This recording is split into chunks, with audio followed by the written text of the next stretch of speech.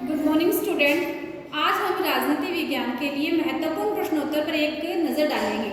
जैसे कि स्थापना, योजना आयोग की स्थापना होती है 1950 में और 1950 में ही होती है चुनाव आयोग की स्थापना। तो दोनों आयोग बनते हैं 1950 में।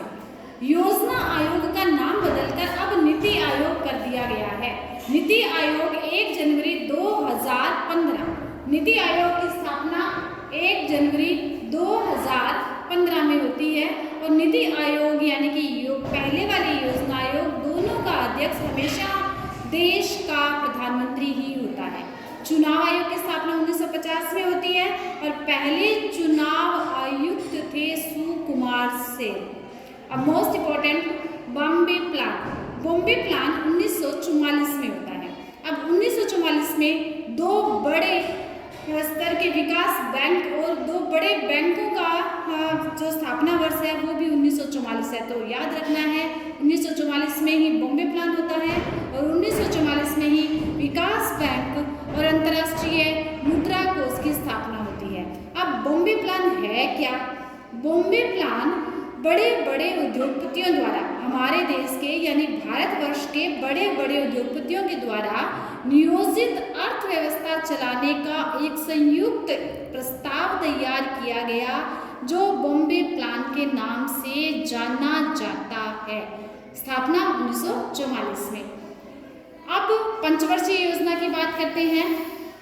तो पंचवर्षीय योजना, प्रथम पंचवर्षीय योजना 1951 से लेकर 1956 तक इसका कार्यकाल होता है और जो कृषि पर आधारित होती है।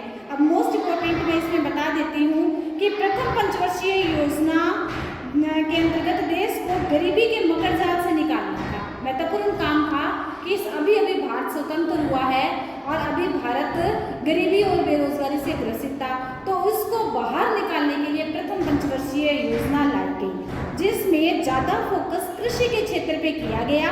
बड़े बड़े बांध और सिंचाई के क्षेत्र में निवेश किया गया जिससे कृषि क्षेत्र को क्या है कि अपने तेज गति और रफ्तार से अर्थव्यवस्था को आगे बढ़ाया जा सके।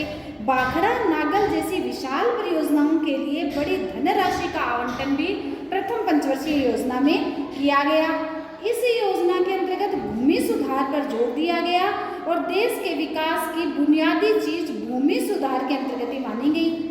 अब देखो यानी कि जो प्रथम पंचवर्षीय योजना है जो 51 से लेकर 56 तक चलती है और ये कृषि पर आधारित थी। अब दूसरी पंचवर्षीय योजना की बात करें तो दूसरी पंचवर्षीय योजना औद्योगिक विकास पर आधारित है। इसके अंतर्गत बड़े बड़े उद्योग धंधों की स्थापना की गई। दूसरी पंचवर्षीय योजना के जो योजनाकार थे वो पीसी महालनोबिस थे। दूसरी पंचवर्षीय योजना के अंतर्गत क्या किया कि संरचनात्मक बदलाव का लक्ष्य निर्धारित किया गया, यानी कि बिजली, रेलवे, इस्पात, मशीनरी, संचार आदि उद्योगों को सार्वजनिक क्षेत्र में विकसित करने की दिशा में आगे बढ़ाया गया। सरकार ने देसी उद्योगों को संरक्षण देने के लिए आयात पर भारी शुल्क लगाया और संरक्षण की इस नीति से ही निजी और सार्वजनिक क्षेत्र के उद्योगों को आगे बढ़ाने में मदद मिली। इसी अवधि में बचत और निवेश दोनों बढ़े। इससे द्वितीय पंचवर्षीय योजना का आपको याद रखना है कि मुख्य फोकस औद्योगिक विकास पर था। पीसी महालनोबिस योजनाकार थे और एक महत्वपूर्ण बात ये याद रखनी है कि द्वितीय पंचवर्षीय योजना के दौरान ही उड़ीसा में उद्योग धंधे जब लोहा इस्पात लग रहा था तो वहाँ भारी विरोध हुआ था।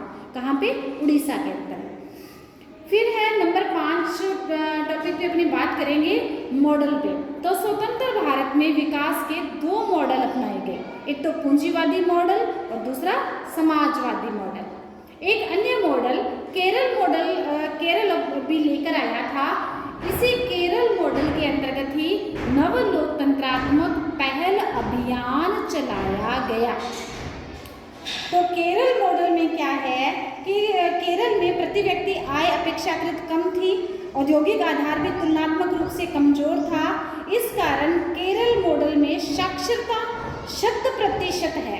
केरल मॉडल के कारण अपनाने के कारण वहाँ साक्षरता यानी कि 100% रही आयु प्रत्याशा बढ़ी, शिशु मृत्यु दर, मातृ मृत्यु दर और जन्म दर में भी इजाफा, मातृ मृत्यु दर घटी और जन्म दर बढ़ी। 1987 से लेकर 1991 के बीच नव लोकतांत्रिक पहल नाम से अभियान चलाया गया और इस अभियान का इतना फायदा हुआ कि विज्ञान और पर्यावरण के क्षेत्र के अंतर्गत और साक्षरता के अंतर्गत इन्हें 100% सफलता प्राप्त हुई।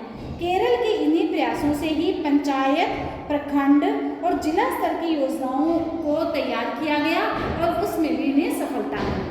तो योजना के अंतर्गत यानी कि नियोजन के अंतर्गत ये महत्वपूर्ण प्रश्न है और सबसे पहले आपको ध्यान देना है कि नियोजित विकास क्या है, नियोजन की आवश्यकता क्या है, इन बिंदुओं पर मेन फोकस करना है। इसके लिए आप मेरी पुरानी वीडियो भी फॉलो कर सकते हो। धन्यवाद।